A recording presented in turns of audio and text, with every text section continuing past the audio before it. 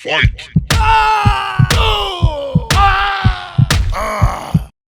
Clash of Champs. Download free.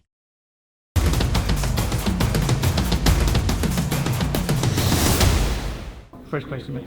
So, what's going to be the difference in this fight from the first fight? Everybody's expecting Santa Cruz to kind of come in, do the same thing that he did the first fight. Frampton, you guys touched up a few things. What's going to be the difference in your opinion?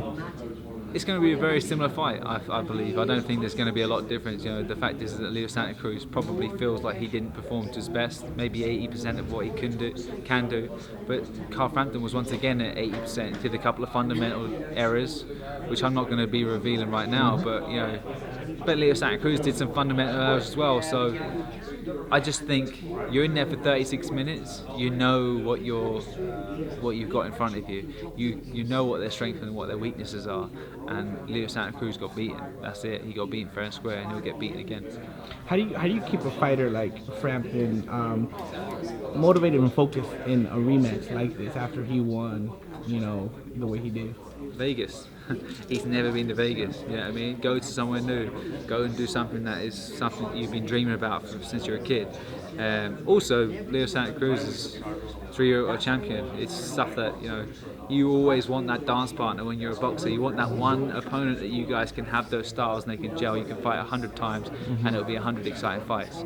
And that is, in my opinion, that's Santa Cruz. Just their styles. You got a counter, a hard punching counter puncher that's slick against a tough, rugged guy that throws maybe not a massive one-punch knockout artist, but throws hundreds of punches around, over 1,000 punches a fight, and he's just renowned for just breaking people down.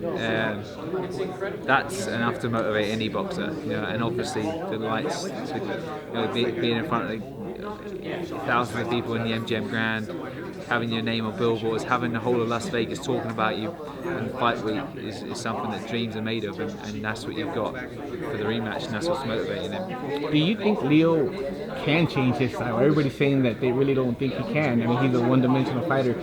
What do you think? Well, he's an elite fighter that has got that to that level, being one-dimensional. He is one-dimensional, but he's a world-class one-dimensional fighter. But I think, he hasn't been fighting guys like Carl Frampton. It's hard to prepare for guys like Carl Frampton because he's quick, but he's also got incredibly heavy hands, and he's got a good chin as well. And Leo Santa Cruz took that fight because he sat ringside on the first row, seeing Gonzalez Jr., God rest his soul, drop him twice in the first round. And you see his face. If you watch the video, you see his face light up because he thinks that's my chink.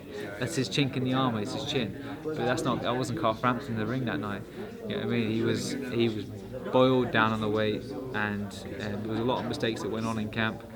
And he just outgrew in the super bantamweight division. So I'm glad because Scott Quigg fought him and Leo Santa Cruz both fought him off the back of those performances, and now he's being talked about. He's Ring Magazine Fighter of the Year, ESPN Fighter of the Year, British Boxing Board of Control Fighter of the Year. He's established himself as a huge marquee name now in the United States, all off the back of one bad performance. Now, both guys incredibly humble, incredibly great guys. Does that make it easier for this fight, just that they're humble, there's no trash talk, Well, it's nice, you know what I mean? I mean, boxing needs the drama, it needs the people shouting and screaming as well, but that's what makes our sport so great. You know what I mean? You get certain personalities that are just destined to badmouth people. Then you got other personalities like Leo Santa Cruz, Carl Frampton, that just do their fighting in the ring.